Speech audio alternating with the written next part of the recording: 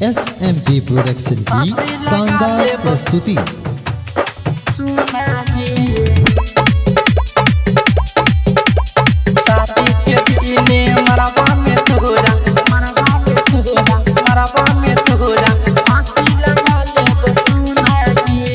अपना दीवाना के पागल बनाई के जाय छे ससुरवा ता जुनगी।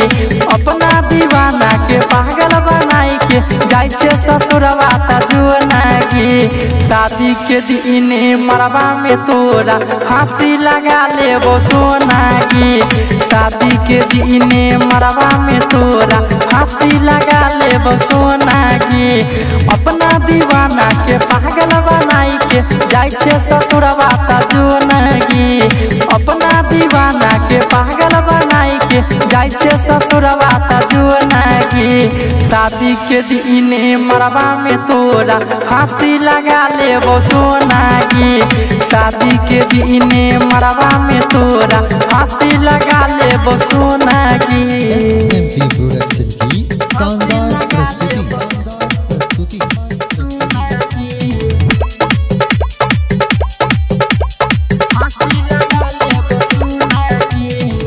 तोरा बिना सुना लगतई मुखिया के दलहन की।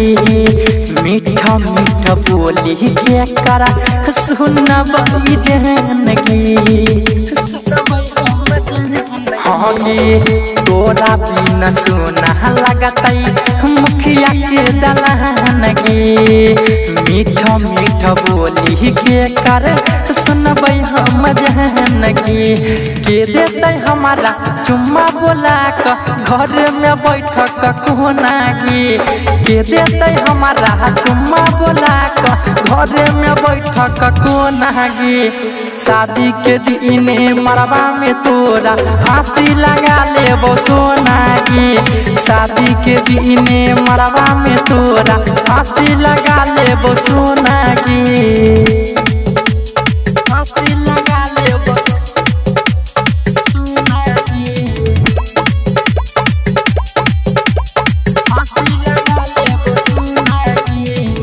प्यार के लिए तोरा से हम जानो से ज्यादा। शादी वाला रस्म करके तोरे छितुआदा। सुनना प्यार के लिए तोरा से हम जानो से ज्यादा। शादी वाला रस्म करके तोरे छितुआदा। तोहर टेंशन जिए नहीं देतो सोच के आबै छै रोनागी। तोहर टेंशन जिए नहीं देतो सोच के आबै छै रोनागी। शादी के दिन मरवा में तोरा फांसी लगा लेबो सोनागी। शादी के दिन मरवा में तोरा फांसी लगा लेबो सोनागी। फांसी लगा लेबो रिकॉर्डिंग स्टूडियो दरभंगा। चहिले जबही दशहरा संगे ममिया सजाई के। सोनू दरभंगिया के लोर से कनाई के।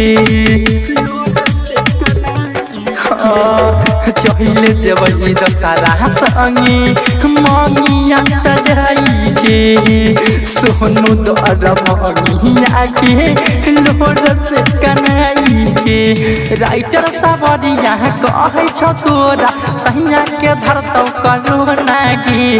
राइटर सावरिया कहे छो तोरा सहिया के धरतौ करोनागी।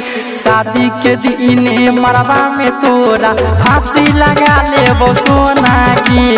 शादी के दिन मरवा में तोरा फांसी लगा। SMP प्रोडक्शन की शानदार प्रस्तुति।